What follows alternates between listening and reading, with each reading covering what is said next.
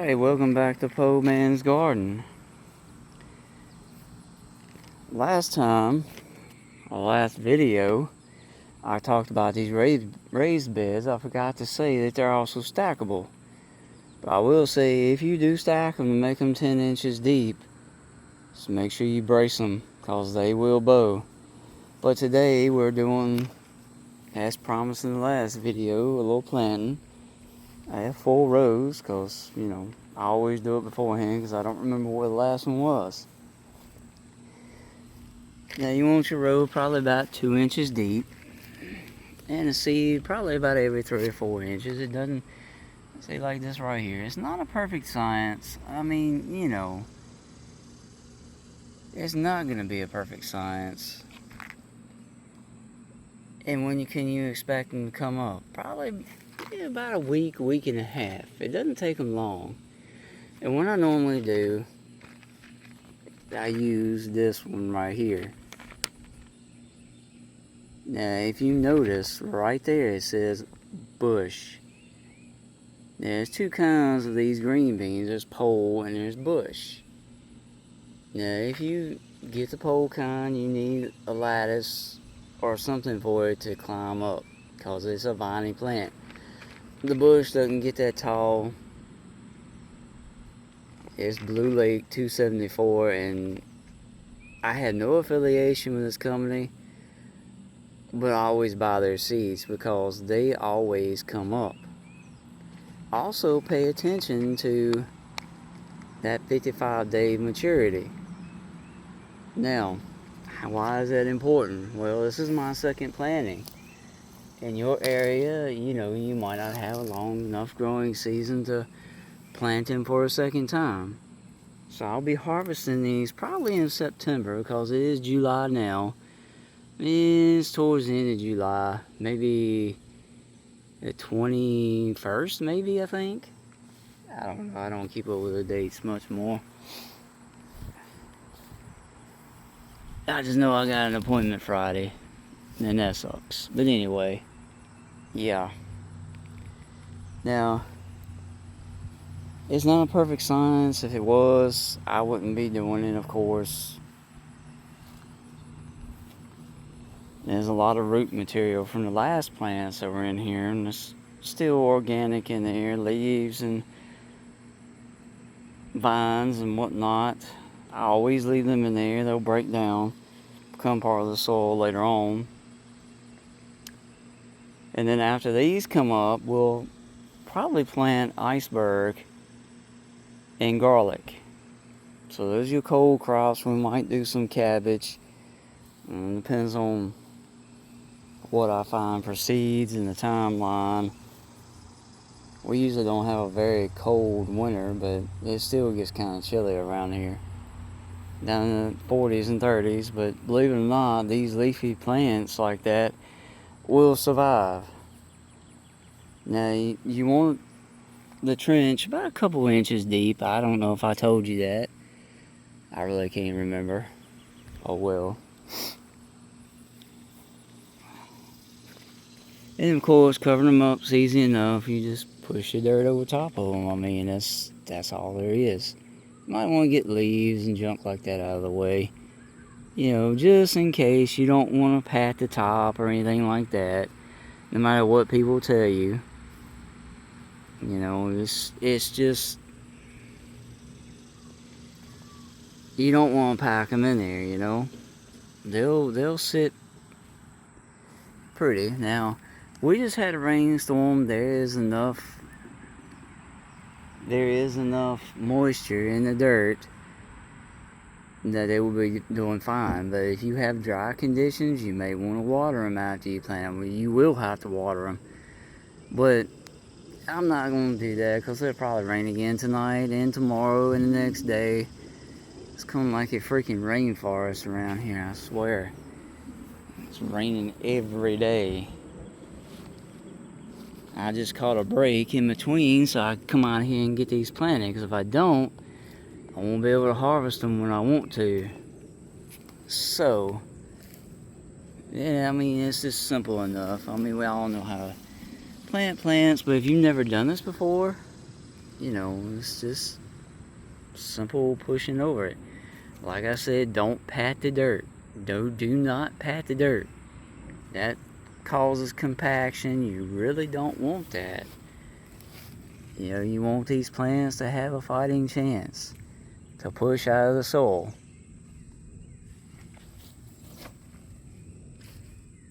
Now, why do I put them 2 inches down? Well, if you don't, they have a chance to float to the top. And also birds will pick these up because they are seeds. You know, birds love seeds. I mean, this is a simple process, but like I said, if you've never done this before, you know, I got your back.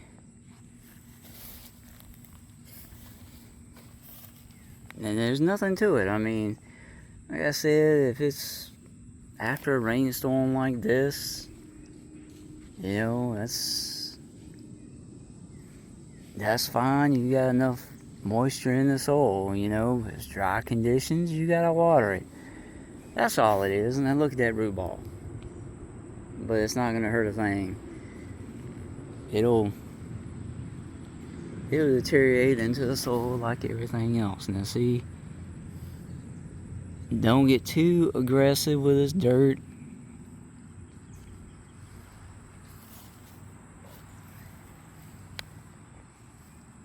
You hear a lot of farmers say compaction is bad.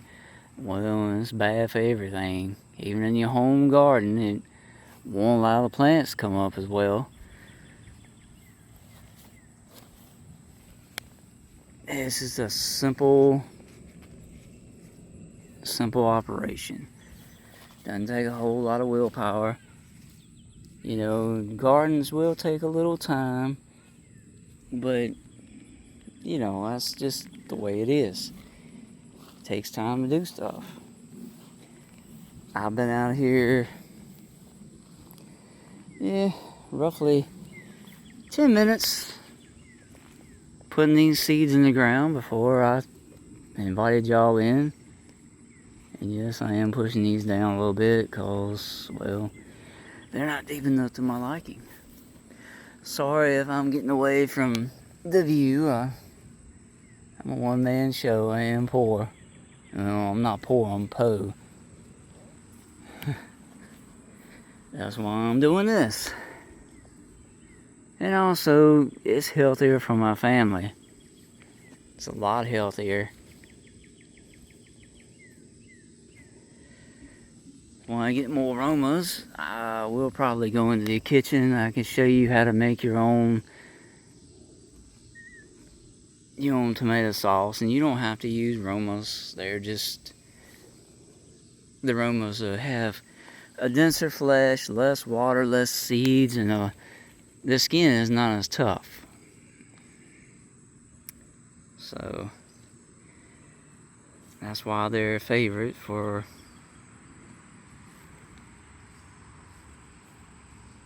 making sauce.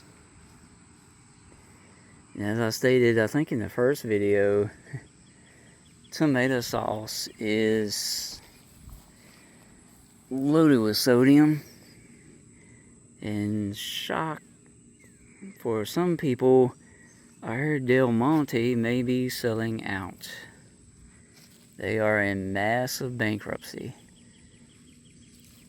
And I know there's stuff like Green Giant around, but you know, it's so much better if you learn how to do it yourself.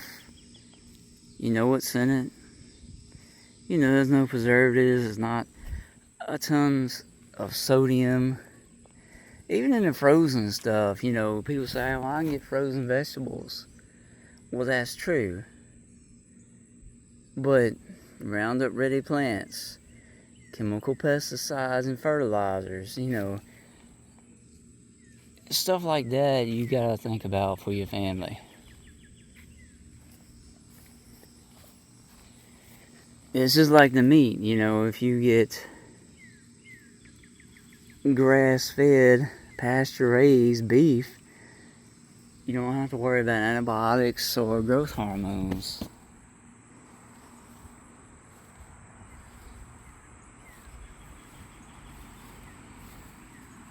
Yeah, this stuff doesn't take very long to grow. I know I've switched gears, but if you grow squash and you see something like that, I don't know how well it's gonna pick it up. That is bloom rot. It's where it didn't get fertilized and it decides to start rotting because there's no reason if it doesn't get pollinated, right? These are the male flowers, if you didn't know. And of course the female is on the back of the squash.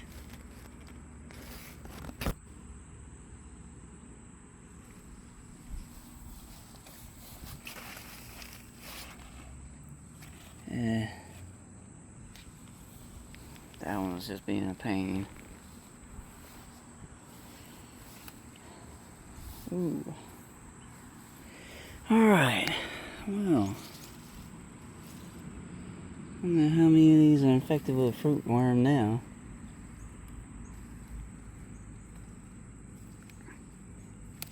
Come on off of there. Oh, looks like a pretty good one. Look at there. A nice aroma.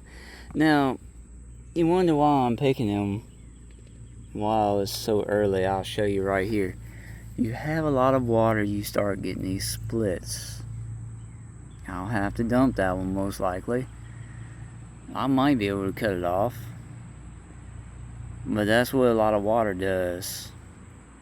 If you pick them when they're in this stage right here, you may be able to stop the split. Because when they start ripening, the plant puts more and more water into these tomatoes.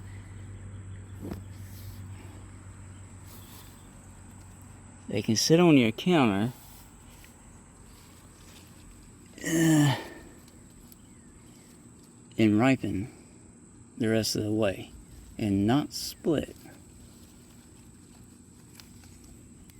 Yep, see, that's what I'm talking about. Fruit worms, they come from a moth larva. It's my nemesis.